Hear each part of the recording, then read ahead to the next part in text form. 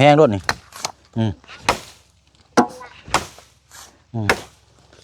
ส่วนของไม้พี่น้องนี่เดี๋ยวหามึงลงก่อนอย่าเพิ่งเอามึงลงก่อนนี่ตะหน้านี่เอาล่ำเลยพี่ตู้นี่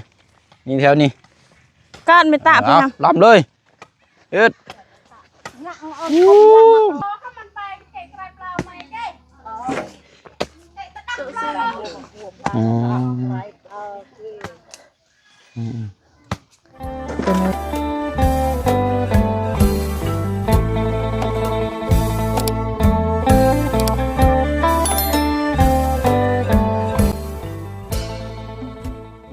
เราเหยียบรถเขาเหยียบรถโอ้ไปยังอันนี้พากันอันน่ะปั๊บเลยเนาะพี่น้องไล่ถ้วยอยู่นึกว่าอันพากันไล่ชับมันมองปูเข่าอันนี้โอ้แน่นอนพี่น้องเนาะแต่ว่าก็มีบางจุดบางที่เขาอยากให้ทมเนาะแต่ว่าก็ต้องมีนี่แหละพี่น้องเนาะถือว่าวิทยาพาหนะกับโบแมนเอาว่าเป็นล่อซาพี่น้องเนาะบ้านเขาล่อยู่ซะนี่แหละเนาะพึ่งถอยมาไม่ไหมพี่น้องไอ้ป้ายแดงได้นี่ป้ายแดงเนาะดื่มมาบเลยนี่คิว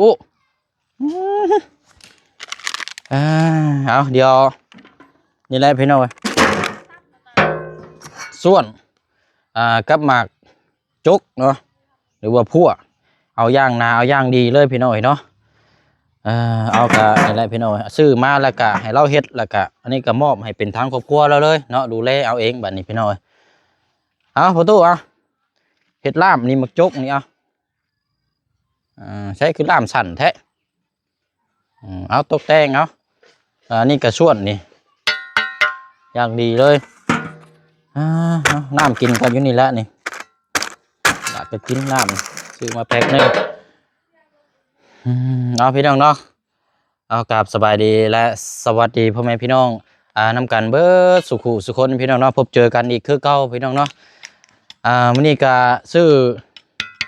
คั่วกับหมักจกแล้วก็ล่อเนาะมาให้ทางประตูเราพี่น้องให้เราคอยยู่คอยพับหน้าดินหม่องที่ว่าเขาจะมีการปลูกสร้างบ้านเฮือนให้เราเนาะพี่น้องเนาะอันนี้ก็โดยอันน่ะเป็นเงินที่ว่า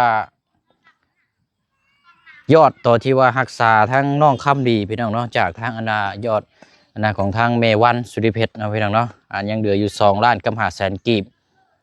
เดี๋ยวจากอันน่ะค่าพาอันไปตรวจมาอะไรพี่น้องเนาะแล้ววันนี้ผู้เชี่ยวก็ได้เอาไป500,000 กีบนะซื้อตัวนี้มาให้เราพี่น้องเพราะว่าถามยังกระบุมีเลยนะน้อยปั้น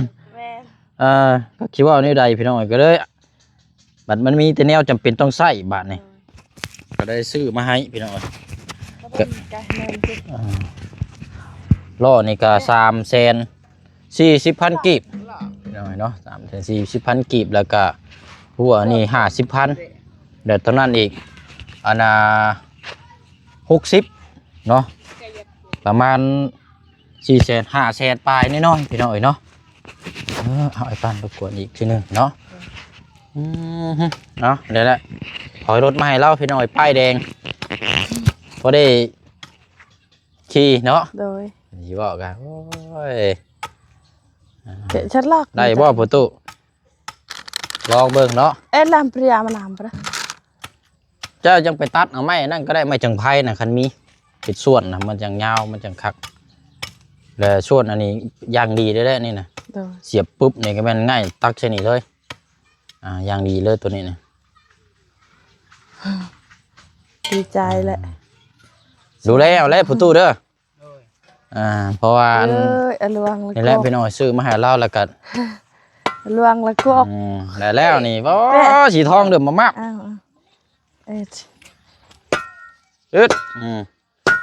มักจกงั้นบ้านนี้หาล่ามมาใช่ไหมไปเอาล่อผู้ล้อมือค่ะหล่อช็อกเอาน้ำลงก่อนก็ได้น้ำไม่ทุ่มบันไดนะพ่อห้ามไว้กินเนยไม่กระเบลบันได นะฮะละ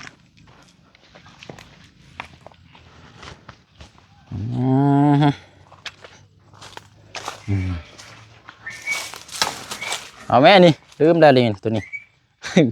ลืมมาหนึ่งไปหนึ่ง ชวนเรามองวันวันนี้ได้มองมันอยู่ในนี่โอ้กี่ต้มตกแต่งเอาคุดนี่แถวเทิงนี่แถวนี้ยังได้อยู่นี่แถวนี้คุดเอารถมันอ่อนอยู่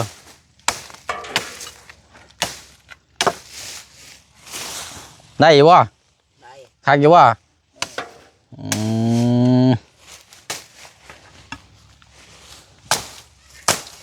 มันจะแข็งบ่ประตูล่ามมาแล้วมันบ่ได้ใจเจ้าจะต้องเฮ็ดล่ามดีๆกินแล้วว่าเข้ามื้อนี่กินแล้วฮะเลย นี่ต้องเฮ็ดแบบนี้นี่เสียมแห้งรถนี่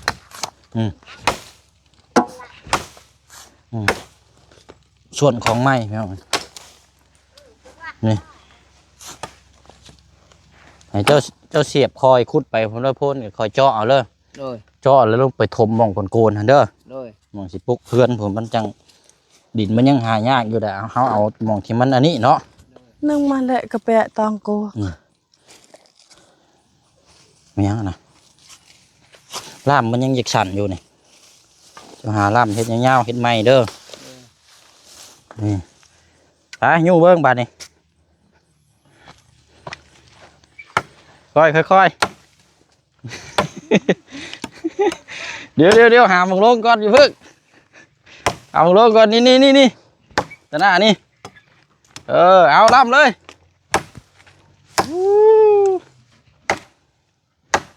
ขากแล้วพี่น้องนี่แถวนี้เด้อประตูเด้อนี่ถมมาเลย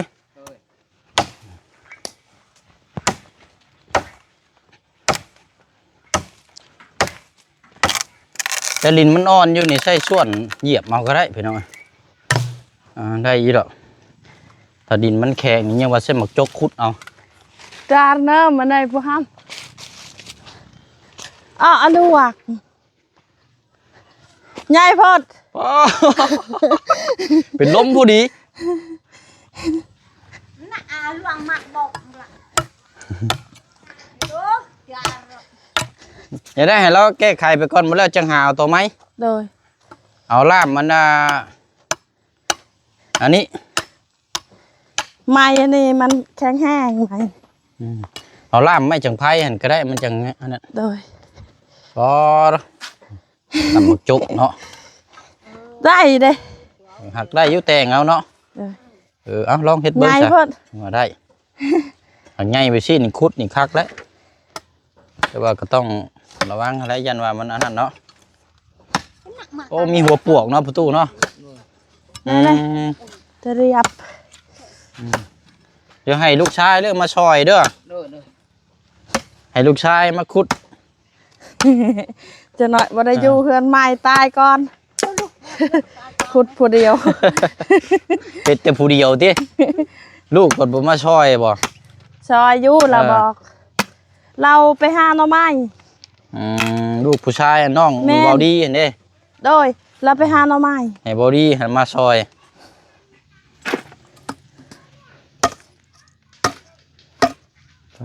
เห็นแล้วดูชวนมันยังใหม่อยู่ยังบ่ทันได้เข้าปานใดเนาะโดยแต่นี่อันดักเดือนเนาะเราบ่ได้แห้งก็ว่าได้ฉันคนแห้งคนแห้งนี่เหยียบอ่อนเนาะดินมันสิตุ้ยๆรถนี่เราบ่ได้แห้งกับล่ามในไม่ตะในผู้ทำน่าก็ดักนะโอ้ยหางานมาให้เราเฮ็ดจะมาบืนมาโดดล่มเพราะแห้งแล้วนี่เนาะคนแข็งแห้งชื่อได้เข้าเอายู่มาเฮ็ดเกาหัวแล้วโอ้ใส่ลายแท้นี่ไวบ่เรียบโบยปากเลยเอารถที่สองพี่ตู้นี่แถวนี้ก้านไม่ตะพี่น้ำลำเลยเอ็ดงานนี้มีเซ่อุ้ยฉ ฉันล็อกมันตาย เอาไป พี่หาม ผู้เล่นน้ำมากินเด้อน้ำเด้อ ป้าไม่เปะกับอันป้า อืม มันจะดังปะตองกวก ลองเบิ่ง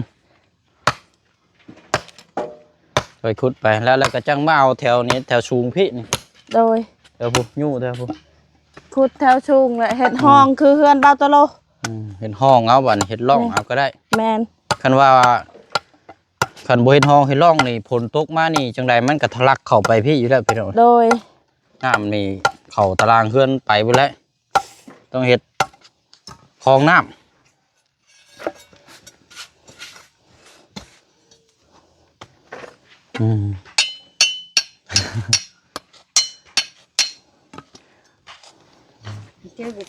ยุงลายแท้เนาะ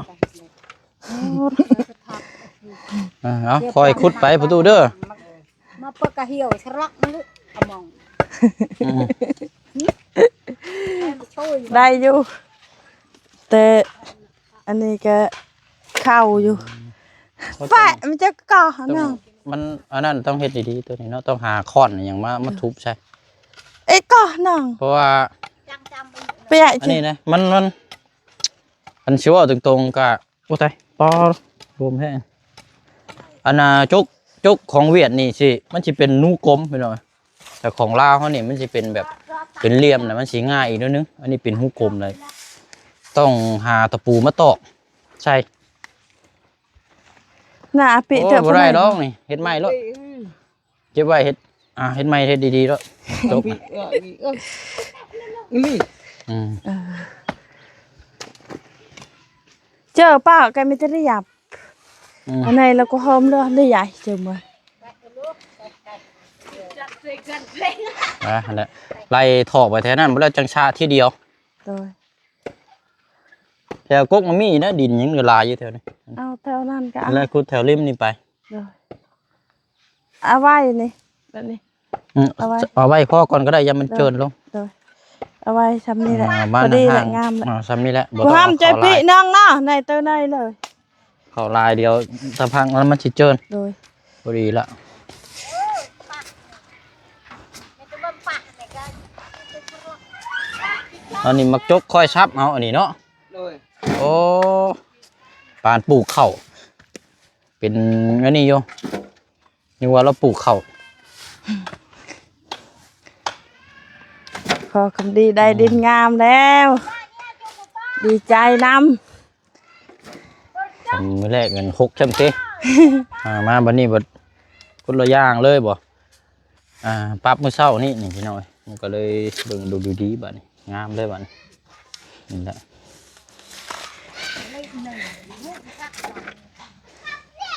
โอ้งานแบบนี้เหมาะสำหรับคนอยากออกกำลังกายได้แบบนี้เนาะ ำแมนถือกับเฮานี่แหละ ลดความอ้วนเนาะ ไขมันลาย บอกกินยาก็ได้ไขมันลายเฮ็ดแบบนี้ ออกกำลังกาย ลงไปหน่อย จอยได้แล้วนี่เดี๋ยวเฮ็ดเลี้ยวเพิ่นนี่ไม่บ่ ไม่ปะเลย จังว่าหาสิได้ตัดอยู่เลาะเบิ่งนี่ ป้า หาสิได้ตัดอยู่ดอกยันบ่ยันลมยันหยังเนาะก็เบิ่งตัวจริงนำกันอีกเทื่อนึง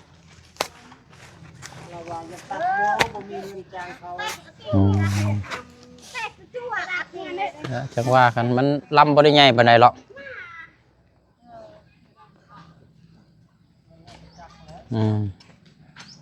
ตักจะติงใช้รถบ่โอ้เนาะมันสิยุ่แล้ว สาม เนาะ เทื่อเราอยู่จักอยู่ชายได้เบาหลีเราถาม ถามหาลูกว่าบาดนี้ดี ใช่เด้ แล้วจะต้องถามหาลูกใหญ่เลยให้ก็เจ้ามาซอย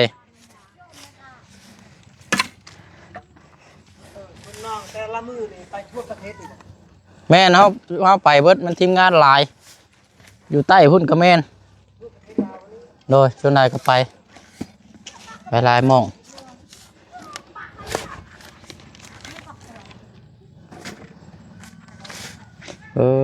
เอามีหยังบาทนี่ ว่ายอมเมียเราจะเอาหาแนวใหม่ดีๆ เรายังว่ายอม แม่นไปเห็นเบิดไปทุกหม่อง โดยไปเบิดเลย เจอ เอาหลายรอบแล้วประตูเนาะ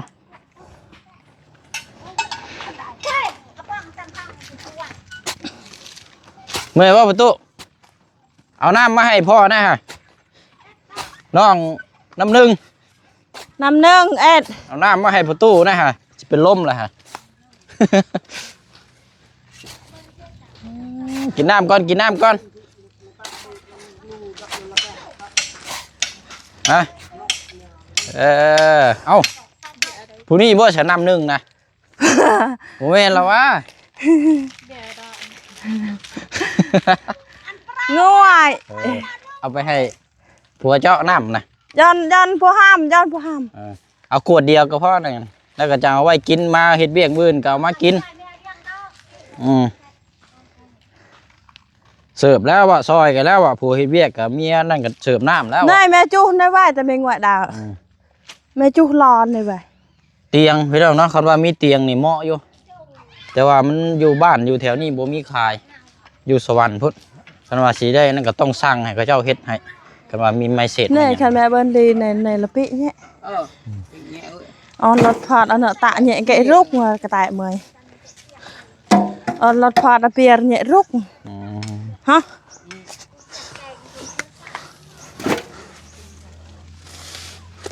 โม่ส่วนมันล่ามฉันเพราะเจ็บแอวแล้ว rồi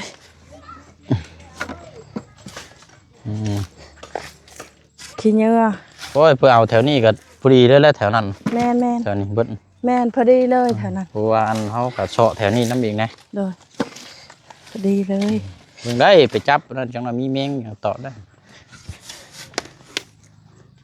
ต่อ tem chơi phụ ham ơi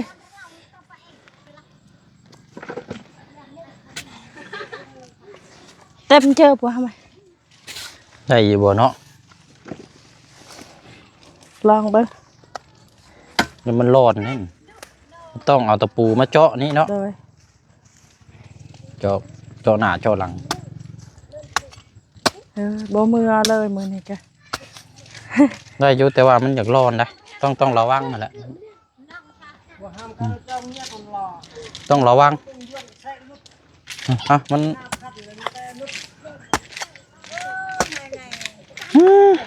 ต้องเห็นลาบไหมดีๆได้แล้วตัวนี้นะลาบมันยังอันนั้นยันว่ามันสิรุดใช่กันแล้ว bị อึดเอา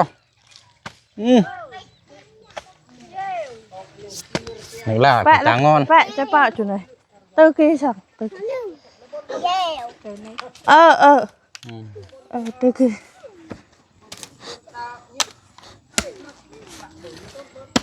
อย่าไปอยู่ทางนั้นแล้วยันหมักจกแล้วมันรุดยังบดีครับย้ำออกล่ะย้ำออก ngam mặt này ไป này alo ไปเล่น cái ผูกไป này ผูก này ไปเล่นผูก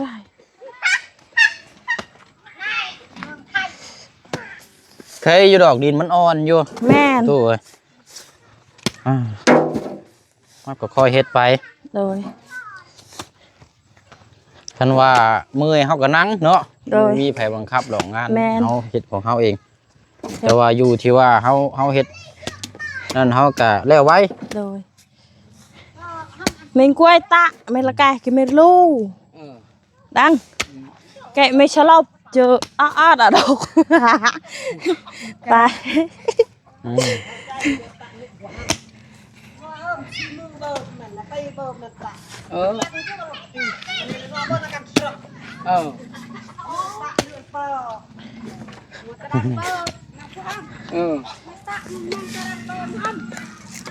เอาขุดไปพี่น้องเนาะเบิดแถวนี้ก็ได้หลายเติบอยู่ดอก Bẹ về ha. Tay, vị tay. ลองรอไหมให้บอดี้แล้วมาซอยเด้อเอาละผมคอยเคลียร์ไปเบิดผมเบิดแถวนี้แล้วจังเอาจกมาเคลียร์เอา Này này, này cái dạ mày tựa ấy này mày sọc này. Ta hả kì. Làm bẹt. งามแล้วบัดนี้พี่น้องเนาะปรับเลยมีแต่ว่าขุดลงเล็กๆน้อย อืม ๆแล้วก็ปรับให้มันงามได้แล้วพี่น้องเนาะ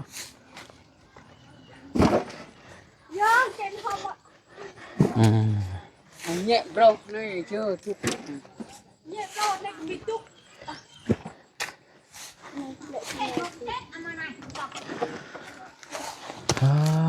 เนาะ แปะไปทำไม ขนาดยืนจับกล้องเว้าสิกะเฮืออะไรค่อยย่อยโอ๊ยเชิญว่าสิยู่น้ พอตูสู้และดีใจ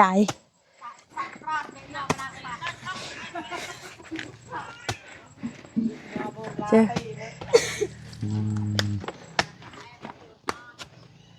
เอา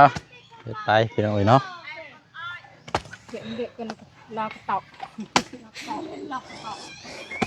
จะหน่อยเราจกเฮานี่ เราจกนี่อยู่ทรายเฮามันไปจกอยู่พุ่ แม่ น นแล้วมันอันนั้นได้ สิจกเฮาผู้ไปนี่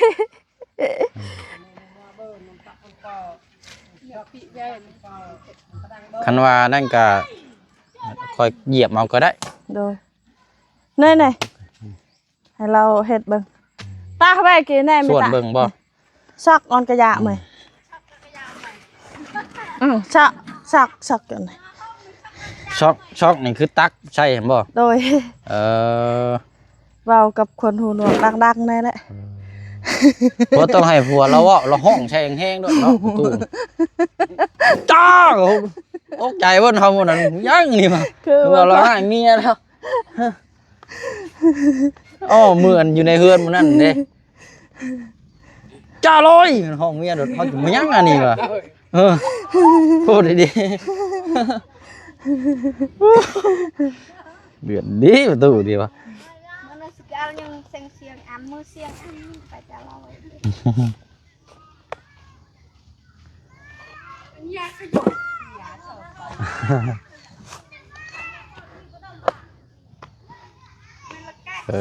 เอานี่แล้วบัดนี้แล้วละกัดเอามืออยู่ไว้เนาะ โดย บืนก็จังมาคอยปรั๊บไปยังมีลายอยู่ดอกเบี้ยบูแถวนะยัง แม่น นี่แถวนะคุดไป นั่นก็คุด ปรั๊บไป แต่ว่าเอาลักๆก็คือเอาจุดนี้ก่อน โดย จุดแถวนี้ก่อน Ngồi đi ơi Ngồi ơi เฮ้ยบอดี้บ่ แมนเทาลี บอดี้ชายบุญ เทาลีมาแล้ว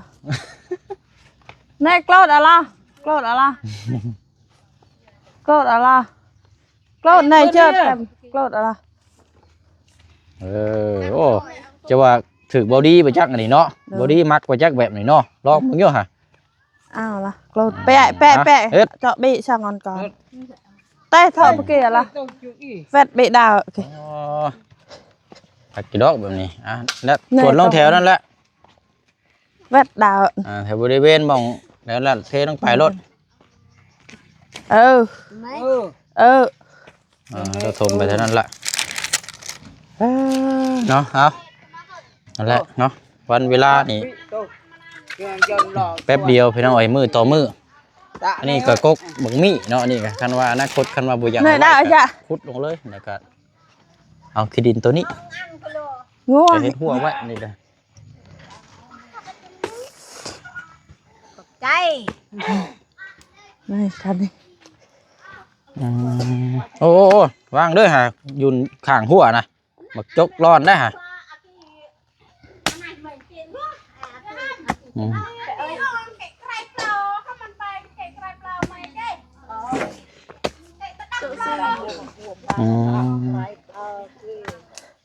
อืม เป็นไงละมั่งใจทำไม ไปหลอกซอยกันนั่นแหละพี่น้องก็เฮ็ดไป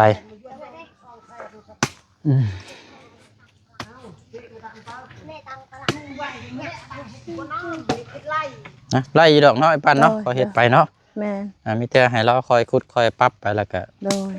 เผื่อเบิดโพนนี่ก็ได้หลายเติบแล้ว โดย หรือว่าอนาคตถ้าว่าบ่อยากเอาตัวนี้ไว้ก็เอาออกเลยแล้วเอาดินตัวนั้น ก็ได้มันก็แปลนโลกหน้าบ้านมันก็ดีอย่างหนึงอันนั้นก็เชิงว่ากัน โดย เอาไว้แต่โชนนั่นก็ได้ โดย เพราะว่านึงคันว่ามองเห็นคันว่าเอาดินออกแล้วมันก็สิแปลนแล้วมันก็สิโล่งอีกหมอหัน โดย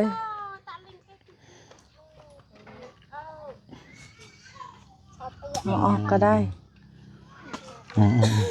เอาไว้ก่อนก็ได้ตั้งเฮือนอยู่นี่ไว้ ขุด ก่อน ขุดเอาดินนั่นแหล้วเนาะ เด้อ ขุดเบิ่งรอบๆแล้วปรับปรุงไปเนาะอืม เฮ็ด ดีเราอากาศมันห่มสิน่ะพอเฮ็ดอยู่ดอกเบียง แปะเจอหรือยาว ไปเฮ็ เอ้ ด ย ไป ก้าวไอ้เลยรอกี่ก้อนตะเรียบเลย อืม พอแล้วพอกับดียู ใช่เต็มที่แล้วเนาะบัด เท่าลียู เฮ็ดให้ลูกชายจนล้นรถเราเฮ็ดอ่า ทันทีลาวใส่หน่อยนึง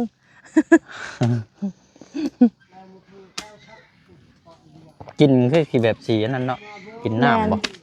อันน่ะเขาทิมกินเหยื่อเด้ อืมอืม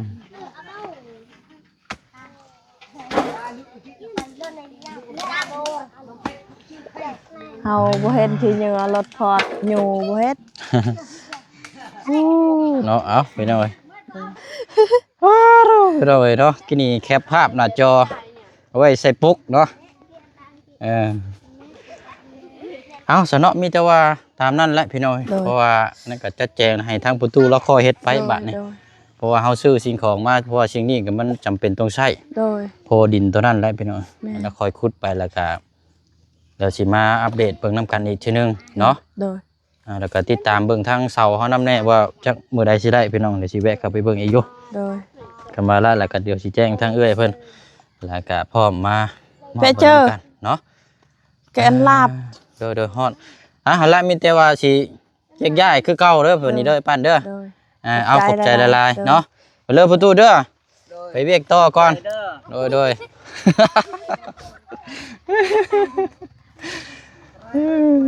อย่างนี้ดีเนาะเอาเลยไปอะไรพี่น้องเนาะแต่ว่าเบิ่งมื้อหน้ามื้อในก่อนคันมีเวลาก็สิอยู่เฮิงอยู่เพราะว่าเฮาสิเวลาเข้าไปเฮ็ดทั้งแม่น้องเอิงแน่อยู่บ้านสะแล้วพุ่นแหละก็ยันว่านั่นแน่เนาะนั่นก็ฝากพี่พี่น้องติดตามเบิ่งรุ่นเรื่องที่ดินที่ทางนํกันอันนั้นก็เนาะจับจกเนาะ ไปหันละพี่น้องเนาะลำลาก่อนจังว่ากันบัดนี้มามอบแล้วก็พูดคุยเบิ่งนํกันเนาะอัปเดตให้ทางปลง FC เฮาติดตามเบิ่งนํกันและพี่น้องก็ตมเนาะโพดโพบ๊ายบายเลยพี่น้องเด้อเนาะนํกันบ่สุขุสุคนเนาะ